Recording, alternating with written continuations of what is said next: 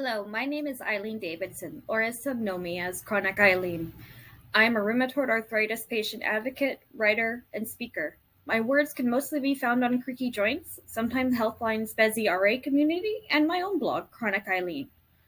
I am a patient partner in research with Arthritis Research Canada and the Canadian Institutes of Health Research Arthritis chapter. Today, I'm discussing three topics, but these three topics really tie into each other. I'm talking about fatigue, sleep, and stress with arthritis.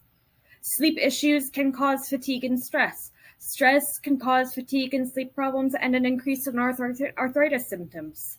Fatigue can also cause stress and make sleep more challenging. It's truly a vicious cycle.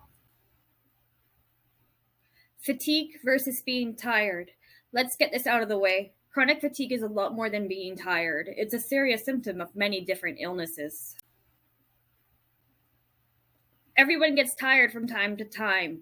Even the healthiest of healthy people feel tired. This might be why someone who hasn't experienced chronic fatigue might not understand the difference between tiredness, laziness, and fatigue. If you've never experienced the wall that fatigue creates inside you, blocking your ability to function normally, you might not understand what fatigue is really like. Whatever your routine is, we have to sleep. Our batteries need recharging. Generally, we get tired before our usual bedtime or after a long day of work or play. Some days are worse than others, but that feeling of tiredness we experience before bed or first thing when we wake up goes away with a little help each morning.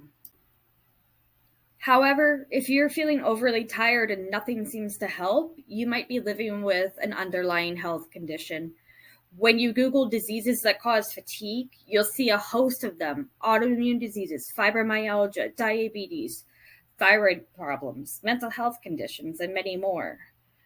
The culprits to my fatigue are rheumatoid arthritis, anxiety, depression, fibromyalgia, and nutritional deficiencies such as iron, vitamin D, and copper. Why is fatigue so debilitating?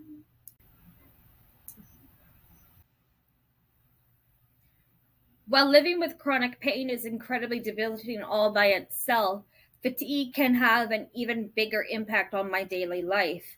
And it has taken me years to understand, treat, and navigate this difficult symptom. Living with fatigue is incredibly frustrating and stressful because it impacts so much of what I am capable of each day. Fatigue is a major reason I don't hold down a normal job and went on disability at the age of 29 when I was diagnosed.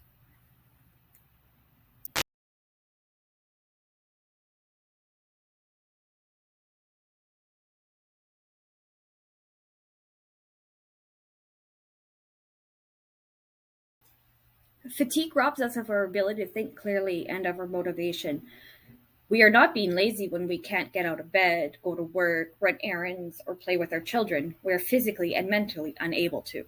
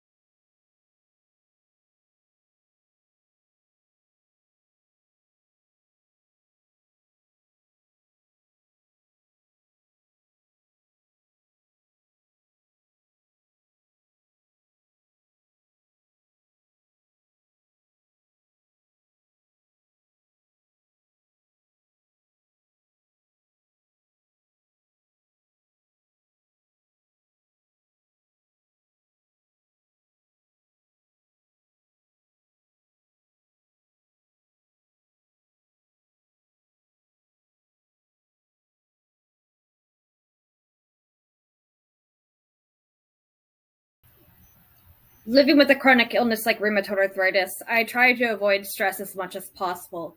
However, stress is not always avoidable. I am a single mom on disability living in one of the most expensive cities in North America. Stress has a huge impact on my life. Stress is a constant present in my life, and if I don't do something about it, it really can consume me. Chronic illness itself brings a whole new level of stress that someone healthy wouldn't fully understand. Juggling appointments, getting over needle phobias, navigating self management, the impact that chronic illness has had on our social lives, and so much more. It's safe to say the average healthy person wouldn't understand the unique stress that comes with living with a chronic illness. Stop me in my tracks and leave me feeling paralyzed by it.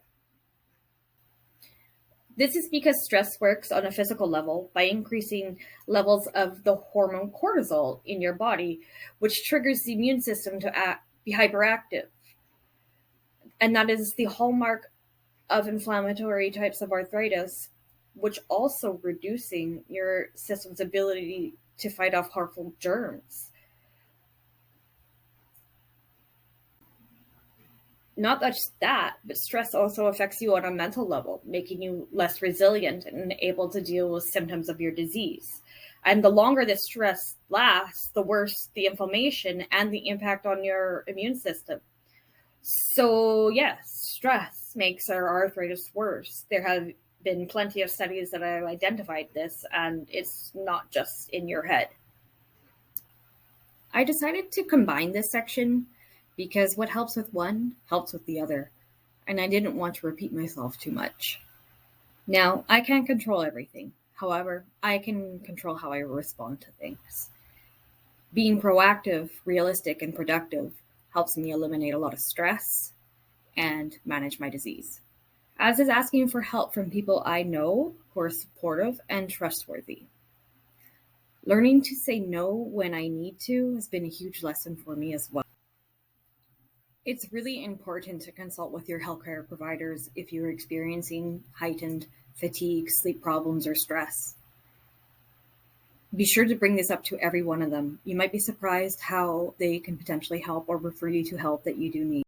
A lot of what I have learned to help me, I learned through occupational therapists, physiotherapists, clinical social worker, rheumatologists, general practitioners, registered dietitians, and especially talking to other patients who are living with the same condition as me. It's incredibly important to support our mental health as well. Consider cognitive behavioral therapy. CBT helps to reframe the issues that cause you worry and help you deal with them in a more positive way. It was my clinical social worker who really helped me with that. Exercise is one of the biggest tools in my self-care for living with arthritis. It is incredibly important to me now. My symptoms, fatigue, stress, pain, and sleep issues drastically improved when I started to exercise.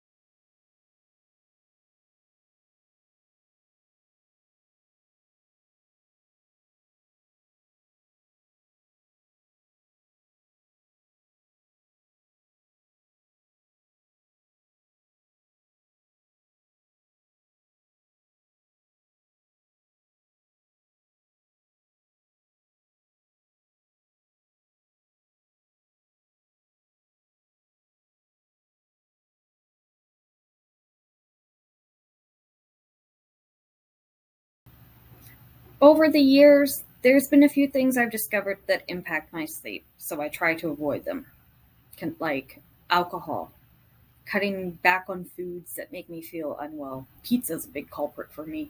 I have to watch my caffeine intake. Sometimes I need to fight the urge to oversleep or rest, especially if I feel like going to bed at 4 o'clock in the afternoon when the sun goes down in winter. I will relax in the sauna to help me with pain.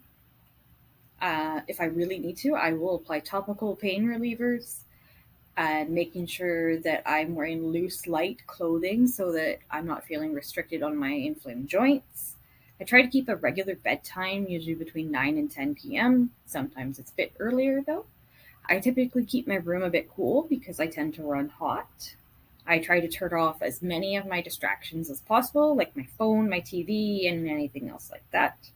I've made my bed as comfortable as I could possibly make it for me with a medium to firm mattress and many pillows. I will often stretch before I go to sleep. Sometimes I will drink various herbal teas like chamomile, peppermint, licorice root, a lemon balm, and passion flower. Sometimes these work like a charm and sometimes they don't. Sometimes I consider supplements to help with my sleep, like melatonin or magnesium. But it's really good idea to talk to your healthcare professionals before starting supplements. I was taking magnesium to help with sleep and muscle pain, and it was actually causing me intense stomach pains. The biggest lesson I've had to learn living with arthritis is pacing myself. Learning to pace myself and be disciplined with pacing myself has been one of the biggest and toughest lessons since my diagnosis. Sometimes my RA symptoms become too loud before I will listen to them because I'm stubborn and often I just want to get stuff done, but I will pay for it later. I walk a fine line between doing too much and doing too little. If I overindulge either way, I will pay for it afterward. Understanding this has taken years and the help of various healthcare professionals, especially an occupational therapist, and my patient peers. I've also tracked my physical activity and health to better understand what my triggers, flares are. Yet I'm still always learning about my RA, and my RA is always progressing. I make a point to stay as organized as I possibly can be. I write everything down, my thoughts, my concerns, my to-do lists, and so on. This helps me remember them easier and to create an action plan when needed. Chronic illness is bumpy, and I move at an arthritic speed. I make an attempt to remind myself that I'm living with a debilitating illness and to not feel guilty about that if I need to ask for an extension or help. Often I will tell my editors, the researchers I partner with, the clinicians I know, and media companies, or whoever I'm collaborating with in any sort of aspect of life, when I need more time and if I need reminders because I'm forgetful. To recap everything I have talked about, so you have an action plan taken away from my presentation today, remember to prioritize yourself. Remember to exercise. Eat healthy and hydrate yourself. Take your medications. Support your mental health and your physical health together. Be proactive, not reactive. Create a support network. Practice proper sleep hygiene and pace yourself with frequent breaks.